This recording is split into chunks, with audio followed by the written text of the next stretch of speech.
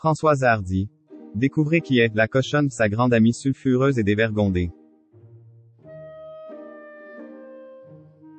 Entre Françoise Hardy et sa confidente, le torchon brûle. Et pour cause, pas du tout sur la même longueur d'onde sur les conquêtes masculines, l'une se range, l'autre les enchaîne. On fait le point. La vie de Françoise Hardy ressemble à un film. En plus de sa carrière, elle a croisé la route de cette curieuse séductrice. Qui est-elle? Françoise Hardy, plus cash que jamais. Malgré sa santé vacillante, Françoise Hardy va bientôt souffler sa 80e bougie. Chez Objecco, on a une réelle affection pour cette femme.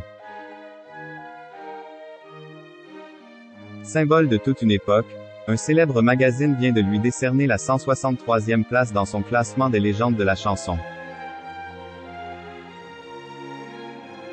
Figurez-vous qu'une certaine Céline Dion n'y est même pas. Face à ce paradoxe, certains estiment que les nombreux rebondissements sanitaires la diva canadienne lui a porté préjudice. Or, on se rend compte que ce n'est pas le cas avec la mère de Thomas. Depuis 3 ans, Françoise Hardy multiplie les séances de chimiothérapie. Face à son calvaire, ses fans paniquent. Ne pouvant plus s'exprimer oralement, elle rédige de longues mails à nos confrères. Qu'on se le dit, personne ne l'oublie. Au contraire, un parfum de nostalgie s'empare régulièrement de ses admirateurs. En somme, on salue l'ensemble de ses performances vocales. Mais il y en a deux à qui elle manque particulièrement. D'une part, la professeure de chant mythique de la Star Academy a énormément de mal à se passer de sa confidente Françoise Hardy. De l'autre, une célèbre voisine déplore de ne plus raconter toutes ses aventures rocambolesques avec la jet set. Une copine pas comme les autres. Face à cette personne haute en couleur, Françoise Hardy semble bien terne. En effet, élevée par une femme de ménage, son amie développe rapidement un certain don pour les arts manuels.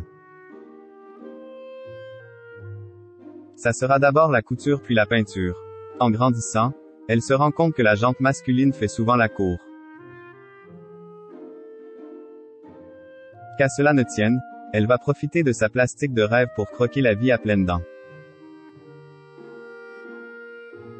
Si vous voulez en savoir plus sur les soirées mémorables de cette étrange femme, nous vous invitons à feuilleter son autobiographie. Après la Suisse, elle pose ses valises dans le 14e arrondissement.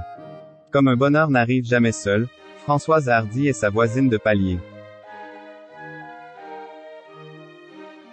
Pendant des décennies, elle va recevoir du beau monde. Autour de sa table, il y a souvent le poète Serge Gainsbourg, le discret Étienne Dao, le don Juan Johnny Depp, le couple mythique Vincent Cassel et Monica Bellucci et indéboulonnable Dave. Au petit matin, il y a toujours de l'ambiance. Mais cette fois, c'est dans sa chambre à coucher que ça se passe. C'est l'évidence, il y a en permanence un homme sous la couette. Ici, Objecco pense notamment à Iggy Pop ou à David Bowie. Ah, si Françoise Hardy en avait la force, elle en balancerait des shows. Afin de résumer son CV amoureux long comme un bras, cette femme de petite vertu écrira.